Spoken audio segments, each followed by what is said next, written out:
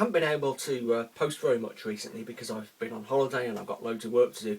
I'm going to get back to the normal kind of twice a week posting fairly soon. But until then, I'm just going to give you one quick video today to get your teeth into. I'm just going to talk about a boogie woogie, and in this video I'm going to play through a boogie and talk about what I'm doing as I go along. Okay, just to give you some ideas about how I stick together some of the things that I've talked about in other individual videos. So if any of these techniques individually don't make a lot of sense to you, look back in my timeline, dig around in my other blues and boogie videos, and you'll you'll find the videos I've made that kind of go into what I'm talking about in more detail. Today's kind of looking at the big picture, if you like, of boogie woogie piano and how it works. And the boogie I'm going to use uses quite a complicated left hand, which is one of the reasons it's interesting. It uses this left hand, which I've talked about before, and typically over that you play something like this. I'll just play through a couple of times.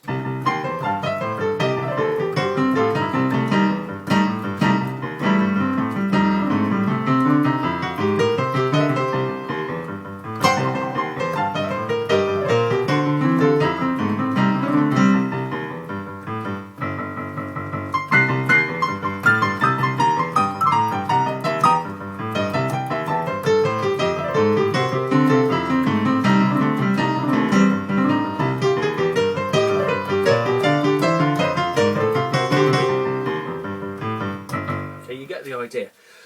It's interesting because it's quite a kind of rolling style. It promotes a kind of rolling, rocking, almost kind of rock and roll rhythm in the right hand.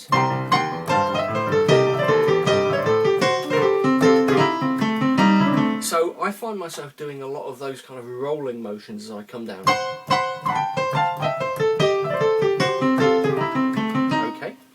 So what I'll do now is play through that a few times and just kind of stop as I'm going along to explain the different bits and pieces that I'm doing. I'll maybe take it a little bit slower than I was doing there.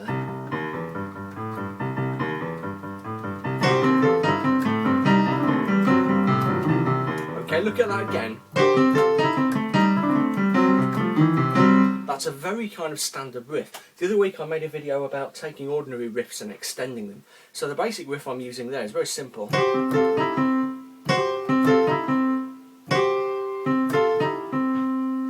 I'm taking it further down the piano,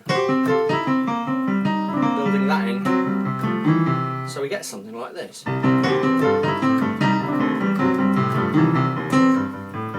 Look at it again.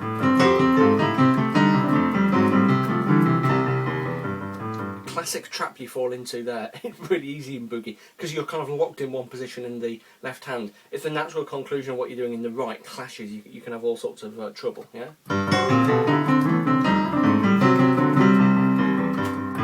And then the dead simple turnaround, just onto the G, which of course is the dominant. Okay? Back to the start. Let's try a simpler riff.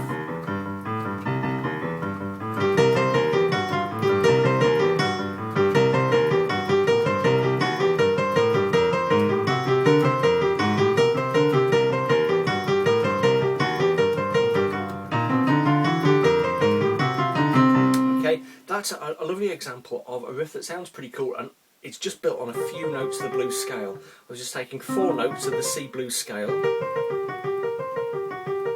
and just playing around with them. Notice how they sounded fine over every single chord.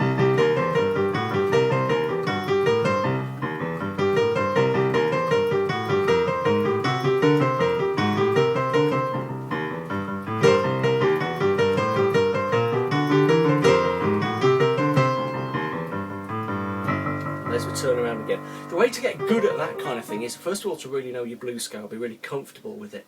But it's the sort of thing that you need to just do kind of mindlessly for hours and hours until it kind of comes naturally, okay? Tremolo. Quite tiring to do for too long. So we go back to our standard riff.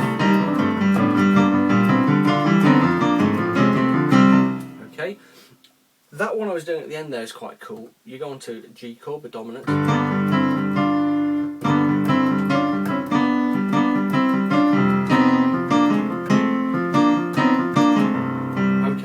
same riff on the two different chords. One of the things we're doing is actually changing the key a little bit there and actually moving into F and introducing that B flat. Okay, very cool kind of sound. Sometimes in blues you hear people doing stuff like this. Listen up.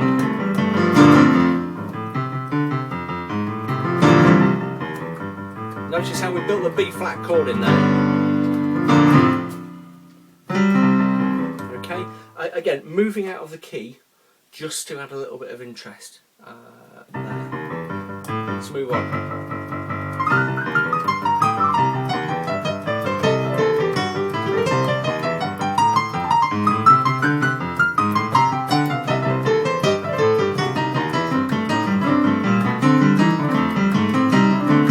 A couple of interesting things I was doing there. Little double crush notes. Often when you're playing a crush note in boogie woogie, you'll do it like that. Sometimes it's quite interesting to play the crush note and the note up from it. I don't know what term you would use for that, together. Okay.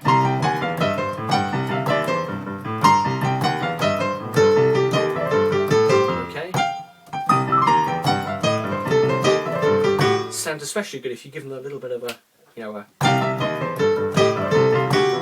little bit of a push.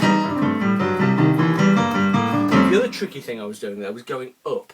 Okay, I've talked about this before, but when you're playing blues or boogie or doing any kind of jazz improvisation or whatever, coming down is relatively easy because you can kind of rock off your thumb. Your thumb controls things. Okay, going up, the emphasis is kind of going on the weaker part of your hand.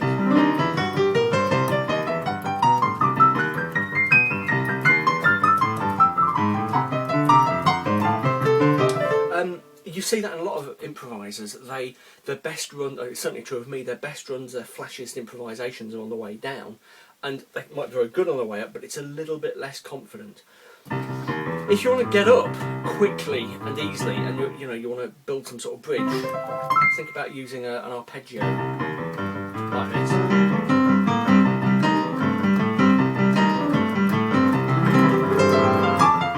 Okay, see what I did? Yeah, it's not a particularly classic blues way of doing it, but I kind of like it. You sometimes need to use a bit of pedal with that, yeah, which again isn't a very kind of classic blues and boogie thing to do, but you know it doesn't sound too bad. I think it's quite an interesting effect. Okay, let's play a couple more times through and then go for a sort of ending, a roundup here. Ready?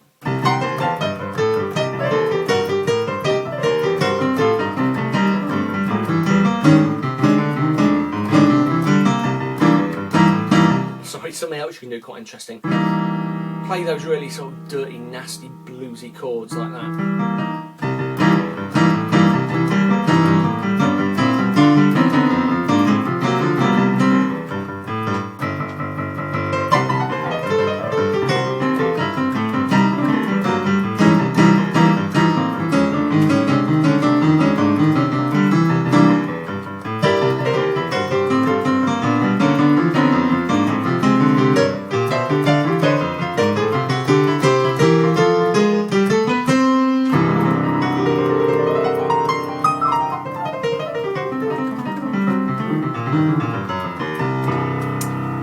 Okay, so what was going on there?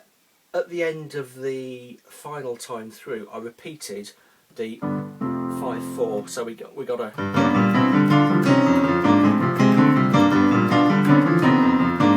can do it a few times, and then we went to the classic cheesy old cliche. And then at the end, of course, you can just go crazy.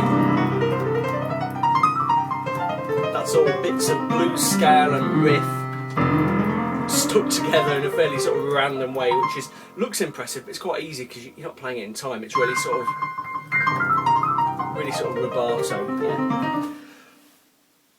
Okay, hopefully there's a few little nuggets you've picked up there. As I say, I'm really short on time at the minute, so it's difficult to spend the time planning anything really in depth, but we'll get back to those next week. One important point to note, all of this, like a lot of the blues and boogie examples I play, is in C, yeah? Don't get trapped in the key of C. Play it in F, play it in G, play it in B flat. It gets a little bit harder as you get more black notes in, but experiment and change the keys around, yeah? I often demonstrate in C because obviously, you know, like everyone else, I find C the easiest key to play in, but also because it's the easiest way to explain sort of harmony and things like that, because everyone finds it easy to think in C. But don't get stuck in C, okay? So if you have any questions, anything you want to say, stick it in the comment thread. Say kind of crazy busy at the minute, might not get back to you straight away, but I'll do my best. If you're interested in learning the basics, if this all looks horribly complicated to you, look back in my timeline, look at my... I've got a series of 6 videos on the basics of playing blues piano, which is the same as boogie woogie but slower. And, you know, quite a few interesting resources, so dig back in my videos. You might also be interested in my book, How to Really Play the Piano, which has got a full section on harmony, but also a full section on 12-bar blues, which is what we were doing there. So if you're really just getting started, there are lots of resources out there. Even if you don't buy the book, which is available as a download as well, I should say. Even if you don't buy the book, dig back in my videos and there's kind of loads of stuff to learn, okay? That was a bit of a mishmash, but I hope it was useful. Okay, there we go.